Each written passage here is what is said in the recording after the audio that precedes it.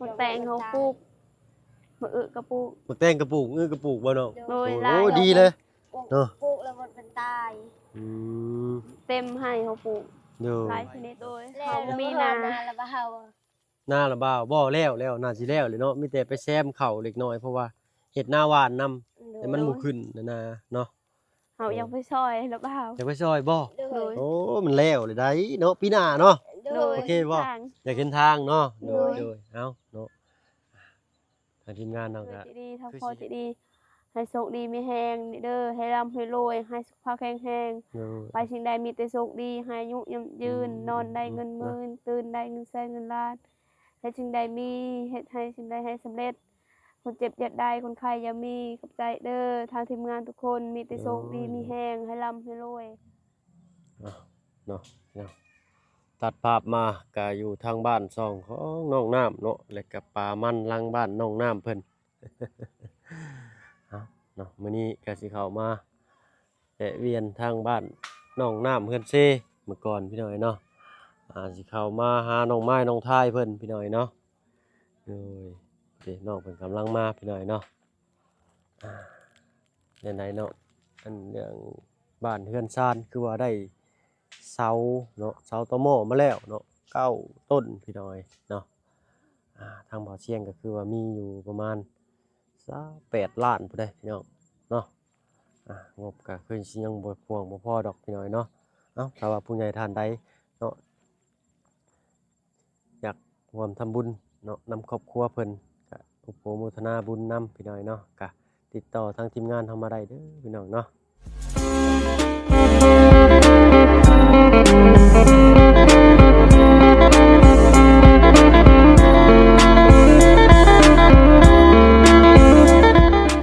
กับทักทายสบายดีพ่อแม่พี่น้องหมู่เพื่อนกันเบิดสุขสุคนเนาะบ่ว่าฝั่งไทยฝั่งลาวและก็ทั้งฝั่งต่างประเทศก็ยินดีต้อนรับเข้าสู่ช่อง YouTube บ่เพิ่งเคยหลายคือเก่าพี่น้อยเนาะมื้อนี้เข้ามาบ้านน้องไม้น้องทายพี่น้อยเนาะหลังจากที่เพิ่นได้ซื้อดินดอนต้นหญ้าให้ทางน้องไม้น้องทายเพิ่นแล้วเลยก็สิมาเบิ่งเนื้อที่เลยก็สิมาเบิ่งงบประมาณเนาะทางบ่อเสียงเพิ่นก็รวมยอดแล้วได้ประมาณ28 ล้านพุ่นแหละพี่น้อยเนาะเพิ่นว่านะเนาะแต่ทางเฮายังบ่มีเด้น้องเนาะมาแล้วพี่น้อยเนาะเอ้าเนาะมื้อนี้ก็บ่มีหยังมาฝากมาต้อนเพิ่นมีแต่ขนมกับนมเนาะ พุ่นแหละก็ได้มาแต่บ้านพุ่นพี่น้อยเนาะห้านแม่น้องเชอรินเพิ่นพี่น้องเนาะเอ้าไปพี่น้อยเนาะติดตามรับชมกันเอ้าพี่น้อยเนาะใช่เด้น้องไม้น้องทายเอ้ามีผู้ใดมีหมู่มานำบ่นั่น เอ้ยเนาะก่อนตกตุยลงนี่ห้อยดินก็แข็งดีเลยเด้พี่น้อยเนาะบ่ลมเนาะโอ้ยไผปลูกต้นมะม่วงนี่น้องไผเป็นคนปลูกโอ้โดยสบายดีโดยเนาะเอ้ามื้อนี้มีหยังมาฝากมาต้อนมีนมกับขนมแบ่งปันกันกินเด้อโดยบ่เป็นหยังเอาน้องหล่าผู้นี้ได้สัตว์คือบ่เคยเห็นจักเทื่อชื่อหยังจ้ะน้องอ้อยโดยเอาเบิ่งติดมันมักระเบิดให้น้องทายก่อนจังหวัดน้องไม้เนาะสิจ้ะเนาะโดยน้องชายน้องเฮาโดยเนาะโอ้ยิ้มแย้มแจ่มใสมื้อนี้เนาะเฮือนเพิ่นอยู่ใกล้เฮือนเจ้าบ่น้องผู้นี้โดยติดกับเฮือนเฮานี่อ้าวหมู่ใหญ่บ่พี่เฮ็ดได้บาดนี่สิบ่เหงาบ่เยอะแหละให้อยู่ผู้เดียวบ่อยู่ผู้เดียวบ่ม่วนเนาะเคยอยู่กับหมู่โดยกินข้าวกินน้ำบ่เนาะกินแล้ว นมให้ได้หน่อไม้อีกคือเก่าหาหน่อไม้ก็กินหน่อไม้โดยมีอาหารกินมีอาหารกินเนาะแต่เมื่อวานนี้กินไข่เบาอาจารย์กินซื้อทางนั้นลุงจันทร์มันซื้อบีแบงให้เนาะโดยเอ้ามีต้นใดได้ไผปลูกกันว่าบอกอ้ายเบิ่งอยู่ห่ะเนาะตัวนั้นต้องทายปลูกใช้เบิ่งยางไปเบิ่งอยู่หั่นเนาะอันนี้ท้องน้องไม้โดยอันนั้นเด้ต้องทายของน้องทายเนาะต้นนี้เนาะสิจื้อไว้เนาะไปเลยต้นใดสิได้กินมากก่อนกันดูปั้นให้อ้ายกินนำเด้อดูอันนั้นของน้องทายเนาะอันนี้ของน้องไม้อันนั้นเด้ซะต้นลำไยนะแม่เฮาอ๋อของแม่เจ้านี่เนาะต้นนี้ไผเอามาให้ซะนี่เบาจันคือกันอันทางนั้นก็แม่นเบิดบ่ใส่มีจักบ่อนบอกไปบอกอ้ายเบิ่งอยู่ห่ะพาไปย่างอ้ายย่างไปเบิ่งแน่พาป้าพาลุงไปเบิ่งแน่ปลูกต้นไม้ต้นตอกโอ้ดีพี่น้องเนาะ จึงสิได้มีแนวกินตลอดเนาะ โดยอยู่ทางนี้เขาก็ปลูกหมด อื ยังบ่ได้ ม เอามา โอ้พอดีเลยนี่เนาะ โดยนี่ ปลูก เขา ผั ปลู ก กเต็มนี่เต็มเมื่อวานนี่เขาปลูก ข่าบ่นี่ โดย โอ้ข่านี่คักได้มีประโยชน์ได้เนาะ โดยลายอยู่ ต้น เขา กล้วย บ่ได้ปลูกลาย อืมโดยอันนี้ก็ต้นบักนาวทางลุงจันทร์มันซื้อมาให้เนาะ โดย เป็นมากแล้ว โอ้เป็นหมากเลยเนาะพอได้ใส่ ตัวน้อยๆเป็นมาก ใส่ตำบ้านเจ้าบักนาวเอิ้นได้ก็ ฮะ เหยาะแจง โดย เนาะเหยาะแจงพี่น้อยเนาะอันนี้ก็ต้นบักนาวอีกพี่น้อยเนาะโอ้ตะขอกตะไคร้บักม่วงม่วง โดยตอนนั้นมะม่วงเขาเองปลูกอยู่นั้น อันนี้ต้นม่วงเจ้าเอามาปลูกเองเนาะ โดย โดยพอดีแหละเนาะ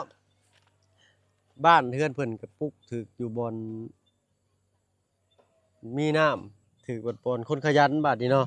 โดย ปลูกผักเนี่ยคาหุ่นใส่นี่โอ้ยดินพูนสีงามได้อนี่เนาะ เฮ็ดชวนอยู่นี่งามเลย พอดีแล้วแหละน้องๆเนาะ โดย จงทางไว้ ปลู พอได้ตักน้ำมาหดเนาะโอ้ยคนขยันช่ำบาดนี้ เอาอันแบ่งให้อ้ายกินน้ำเด้อจังหมากหนึ่งเนืองม่วงเด้อ โดย เนาะเอามื้อนี้คือว่าอันทางบ่าวเสียงมาแจ้งข่าวดีจะบ่น้องล่ะ โดย เนาะเพิ่นแจ้งข่าวดียังฮะ แจงเงิน โดยเนาะจำนวนเท่าไหร่ฮู้จักอยู่บ่ชื่ออยู่บ่ เขาฮู้แล้ว เนาะก็ยินดีนำน้องสองคนเด้อ โด เนาะ ยเอาก็คือการขับใจทางผู้ใหญ่สิดี โดย ทางผู้ เนาะ งานคือกัน โดยเนาะโอ้ยเนาะดีใจนำน้องเพิ่นพี่น้อยเนาะสิได้เฮือนชานบ้านช่องเนาะก็ย้อนความขยันและมุ่งมั่นน่ะเนาะหาอยู่หากินเนาะทางผู้ใหญ่เพิ่นได้เห็นเพิ่นก็เลยตนสงสารทั้งน้องเพิ่นครอบครัวน้องเพิ่นพี่น้องเนาะทางเฮาก็มีแต่ดีอกดีใจนำน้องเพิ่นหลายๆพี่น้องเนาะคือว่าเช้าก็ได้มาแล้วบ่เช้า มาแล้ว อยู่นี่ใช่เพิ่นไว้ใช่ อย่างนั้น ไปพาย่างไปเบิ่งอยู่ห่ะเนาะโอ้ โดย ยเนาะ สาว ไปย่างอีหละย่าง ตัดเดือนละตัด ปลูกเครื่องอยู่ของกินนี่ดีได้อพี่น้อยเนาะลูกหลานป้าลุงป้าน้าอามากก็สิได้บิแบ่งให้เพิ่น โด เนาะ ย เป็นของฝากของต้อนเนาะเฮาบ่จำเป็นต้องมีเงิน จิตนี้แล้ว เส เขา มอ ปลูก ไป หมด ก็ได้พี่น้อยเนาะของฝากของต้อนเนาะมีแต่สิ่งของที่เฮาปลูกเนาะถือว่าคนรับก็ชื่นใจได้พี่น้อยเนาะเพิ่นตั้งมุกตั้งใจปลูกโอ้บ่าเซาแบบบากประกบไม้เนาะ โดย 339ต้นเนาะเนาะ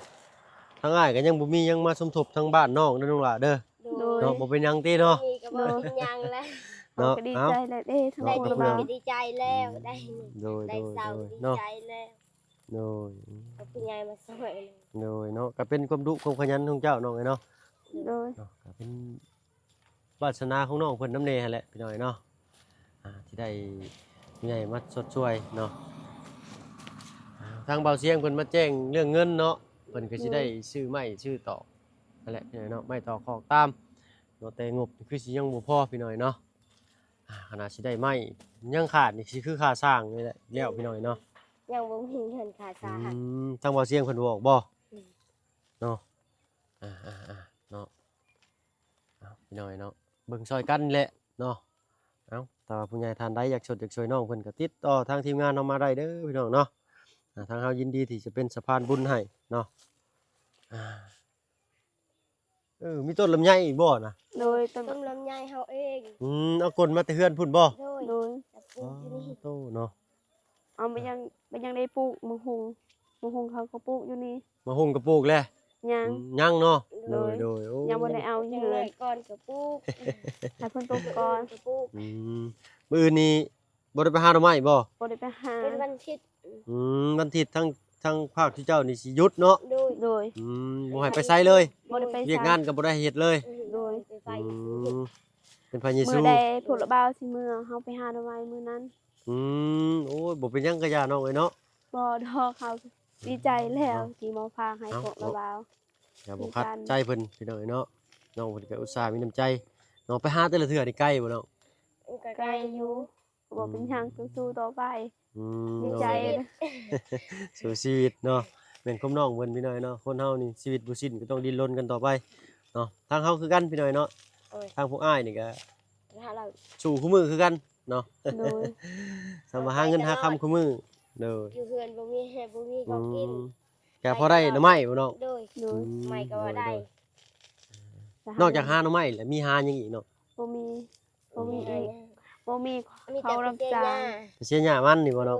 เสียยาให้ หญ้าข้าวโอ้ข้าวเจ้างามเลยบ่ข้าวให้บ่ ยามอยู่ แล้วก็หญ้า เนาะ คือเขา ทางน้องเพิ่นนี่ได้ซะก็เฮ็ดให้คือกันบ่เนาะ เฮ็ดให้คือการ เออ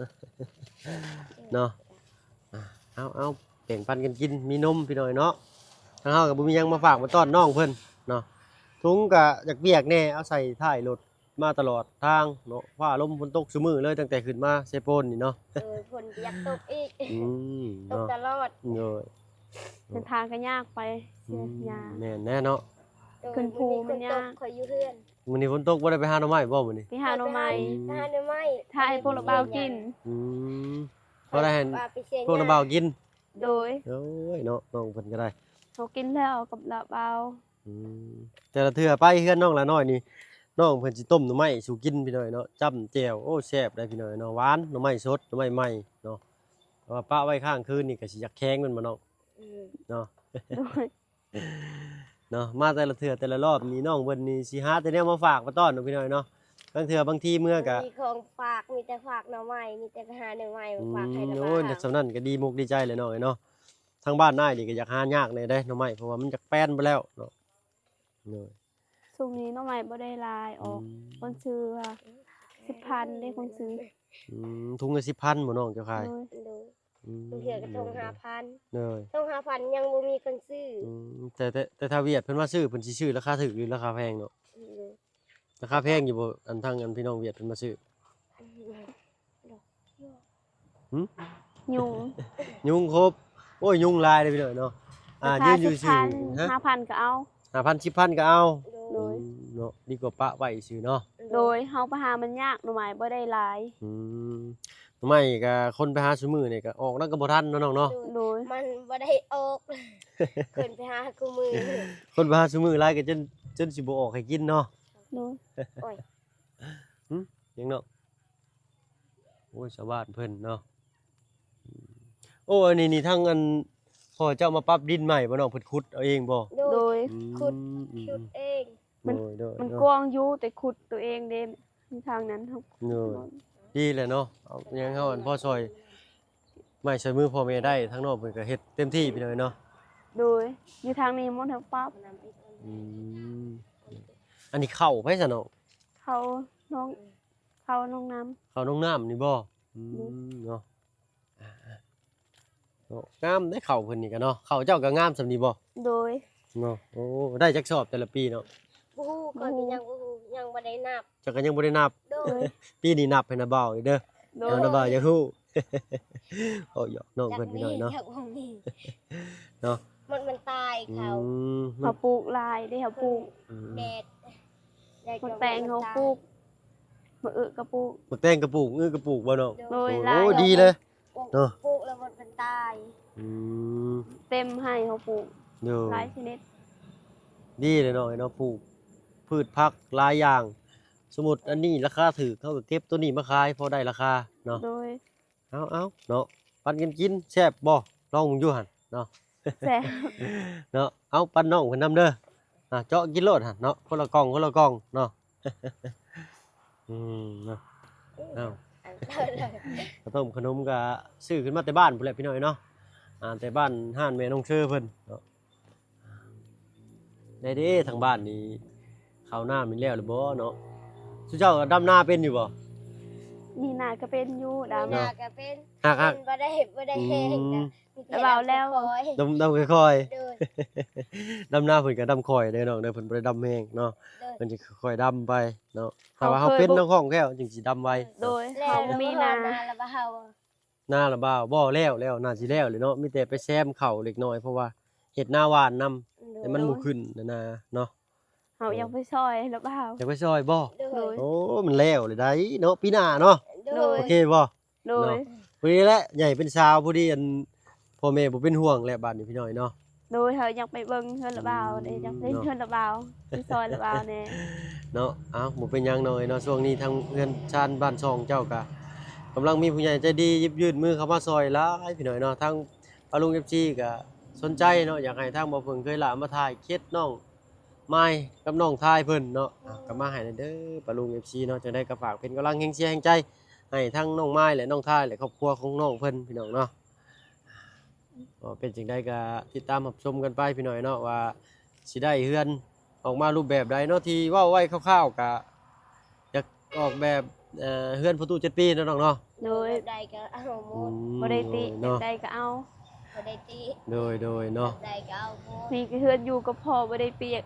ก็พอ แต่ แล้ว แบบใดเดือนงาม โดยซุมื้อนี้เฮือนเจ้ายังเปียกอยู่บ่น้องฝนตกนี่ ๆยังบ่ได้เปียก อื มันใส่ มจะผ้าไหม้แล้วบ่เปียกที่เจ้าขึ้นหลังคามื้อนั้นบ่ โดย มันบ่เปียก เนาะแล้วเก่งเด้น้อยๆน้องทายนี่ก็ได้เนาะขึ้นเฮาหลังคาเนาะ มันขึ้นเคยบ่ได้ยาน เนาะระวังหน่อยน้องเนาะเฮาเป็นผู้หญิงผู้หญิง เฮาย่านไม้มันหัก แม่นนะเจ้าตัวใหญ่ขึ้นหลายคนก็บ่ได้อีกพี่น้องน้องไม้ก็ผุพังหมดเลยได้เพื่อนน้องเพิ่นก็ได้เนาะ เฮือนอยู่ก็ยังบ่มีอีกฝนตกแฮง เงิน ลมมันแฮงบ่ได้ ฝนตกแห้งนี่หาบ่อนซ่นบ่อนเช้ายากเลยเนาะน้องเนาะเฮือนหลังน่ะเนาะ โดยบ่มีมันนอนอีก โดยเนาะเอ้าเนาะทางบ้านซองของน้องไม้น้องทายเพิ่นจักสิตั้งวางอยู่บ่อนใดก็ลุ้นกันไปน้องกะว่าบ่อนใดน้อง ปานใดก็ได้หมด บ่อนใดก็ได้หมดเนาะ บ่เป็นหยัง ก็เบิ่งตามมันสภาพแวดล้อมเลยก็สิ่งแวดล้อมข้างๆแหละพี่น้อยเนาะจุดนี้ก็พอดีถึกทางเข้าพอดีเนาะน่าสิได้พุ่นแล้วเนาะปินหน้า วันนั้นก็งาม บ่นั่นเนาะน้องเนาะ โดย โอ้บ่นั่นงามน้องเพิ่นว่าเนาะโอเคพี่น้อยเนาะน่าสิบ่หันแหละเนาะน่าสิปิน วันใดก็ได้ น่าสิปินข้างไปใส่เฮือนน้องน้ำเนาะ โดย ปินหน้าเอาถนนใหญ่บ่ โดย เลยเนาะหรือว่าสิปินหน้าให้พุ่น เป็นนายอยู่นี่ก็ได้ ปินหน้าว่าพี่เนาะ งาม โดย อืม อยากเห็นทาง อยากเห็นทางเนาะโด โด ย ย เอ้าเนาะทางทีมงานเนาะก็คือสิเฮ็ดแนวนั้นแหละพี่น้อยเนาะปินหน้าฝั่งถนนเนาะเพื่อนทุกหลังก็อยากเห็นถนนนั่นแหละว่าง่ายๆซะพี่น้อยเนาะอ่าเนาะเพื่อนน้องเพิ่นนี่ก็อยู่ใกล้ๆกับเพื่อนเจ้าเนาะ โดย อันน้องก็ชื่อหยังก็อ้ายลืมเมื่อกี้นี่ อ้อย ชื่ออ้อย โดยยังบ่มีดินคือกัน น้องอ้อยเนาะ โดย ดินอยู่ก็ยังบ่มี อยู่บ่นั่นก็ขออยู่น้ำมันคือกับน้องอะไรเนาะ โดย โดย เขาอยากพอเขาปลา โดยเนาะจักสิอยู่ได้ฮอดมื้อใดน้องเพิ่นก็ได้ อยู่ก็อยู่ รุ่นไปนำกันอีกพี่น้อยเนาะ โดยหมู่ให้หมู่ให้อยู่ที่ใส่บ่มีดินอ สิ ยู่ ได้ง่ายอีกเลยเนาะ โดย มันยาก ให้อยู่กับโกปีทำใดก็อยู่หมด โดย ปลูกเพิ่นลังใหญ่ก็บ่มี เพื่อนน้อยก็ อ้าวสมมุติเนาะอันนี้สมมุติเนาะสมมุติว่าเพิ่นบ่ให้น้องเพิ่นอยู่นี่ถ้าน้องมันสิมาขอปลูกตูบอยู่ใกล้ๆนี่น้องสิให้มาอยู่บ่ ให้อยู่ ให้อยู่เนาะ เพื่อนพี่น้องกัน พี่น้องกันบ่นี่ก็ โด โอ้ ย ยเนาะ มีลูกพ่ออ้าย ลูกพ่ออ้าย โดย อ้ายคือลูกอ้ายของพ่อเจ้าบ่ โดย โดย ลูกลุงว่าง่ายๆซะพี่น้องเนาะเอ้าเนาะค่ำมืดค่อยค่ำแรงลงเลยตะเว้นก็เริ่มรับขอบฟ้าแล้วพี่น้องเนาะมื้อนี้ฟ้าครึ้มเบิดมื้อเลยเนาะ โดย ทางเฮาก็สิขอตัวล่ำลาก่อนทั้งน้องไม้น้องทายและก็ทั้งน้องอ้อยเด้อน้องเด้อ โดย โดย เนาะสู้ๆแล้วเจ้าก็เนาะอ้ายก็เป็นกำลังใจให้คือกันเนาะเอาเนาะหากสิมีจักมื้อดอกคือบุญวาสนาของเฮาเนาะเอาสำหรับคลิปนี้ลาป้าลาลุงก่อนเนาะขอมุกขอบใจทั้งผู้ใหญ่ผู้นำ ทางป้าลุงทางผู้ใหญ่ โดย ใจดีทางเอื้อใจดีทางพ่อใจดี ให้โชคดีมีแฮงเด้อให้ร่ำให้รวยให้สุขภาพแข็งแรงไปสิ่งใดมีแต่โชคดีให้อายุยืนนอนได้เงินหมื่นตื่นได้เงินแสนเงินล้านให้สิ่งใดมีเฮ็ดให้สิ่งใดให้สำเร็จ คนเจ็บอย่าได้คนไข้อย่ามีขอบใจเด้อทางทีมงานทุกคนมีแต่โชคดีมีแฮงให้ร่ำให้รวยให้สุขภาพแข็งแรงไปสิ่งใดมีแต่โชคดีให้อายุยืนนอนได้เงินหมื่นตื่นได้เงินแสนเงินล้านขอบใจเด้อทางทีมงานทุกคน โอ้ยสาธุเนาะโอ้ได้ฟังเลยก็มีแฮงใจจ้อยๆเนาะเอ้าทางนาบ่าวก็สิขอตัวนะฮะบ่อนพักบ่อนเช้าก่อนเนาะน้องเนาะ โดย มื้อน่ะก็ห้องเต็มพุ่นแล่นลงไปนอนอยู่เซโปนพุ เนาะมื้อนี้คือสิได้นอนใกล้เนี่ยเอ้าอันนาบ่าวขอไม้หน่อยน้องล่ะเนาะโอ้ยเนาะอ้าวสู้ๆเด้อน้องเด้อ โดย เนาะยินดีนำเด้อน้องเด้อดีใจนำเด้อ คอยจะดีใจคือกัน เด้อเนาะเอ้าเนาะไปทางเฮากับพี่น้อยเนาะค่ำมืดแล้วทางเฮาก็สิพากันพุ่นแหละเอวขึ้นสู่ห้องพักห้องเช่าพี่น้อยเนาะก็คือนก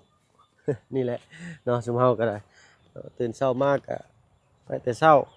ออกแสวงหาอาหารคือนกคือหนูนี่แหละพี่น้อยเนาะค่ำมืดตื่นหูตื่นตาจังบินวันคืนสู่รังเนาะ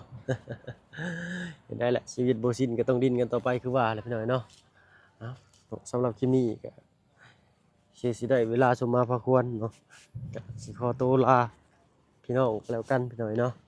เอ้าทางว่าเพิ่นก็ยังบ่ทันมีงบมาสมทบทางบ้านน้องไม้น้องทายเพิ่นพี่น้อยเนาะก็เป็นเหือเป็นแหงอีกเหือแหงหนึงก็แล้วกันพี่น้อยเนาะเอาฝากเป็นกำลังแรงเชียร์แรงใจให้เบาเพิ่นเคยลาหน่อยเด้อเนาะแต่ก็ที่สำคัญขอบคุณทางผู้ใหญ่ใจดีเพิ่นหลายๆเนาะที่เข้ามารับชมแล้วก็คอมเมนต์แล้วก็เป็นกำลังใจให้เบาเพิ่นตลอดมาเนาะขอบคุณหลายๆทางเฮาก็บ่มีหยังตอบบุญแทนคุณก็มีแต่สิพยายามเนาะเฮ็ดให้ดีขึ้นกว่าเก่าพัฒนาตัวเองเนาะเฮ็ดคลิปให้มีสีสันสาระน่ารู้เนาะได้ก็ผิดพลาดประการใดก็ขอโทษขออภัยนำหลายๆพี่น้อยเนาะวาจาใดบ่สุภาพก็ขอโทษขออภัยเนาะเอ้าก็คอมเมนต์กันเข้ามาพี่น้อยเนาะติเตือนเนาะทางบ่เพิ่นก็สิเข้าไปอ่านคอมเมนต์ด้วยตนเองพี่น้อยเนาะเอามาประยุกต์ปรับปรุงมานำใช้ทางที่ดีทางที่ถูกพี่น้อยเนาะเอ้าสำหรับคลิปนี้ก็ขอตัวลาลงแล้วเนาะเอาเป็นว่าสบายดีจ้ะ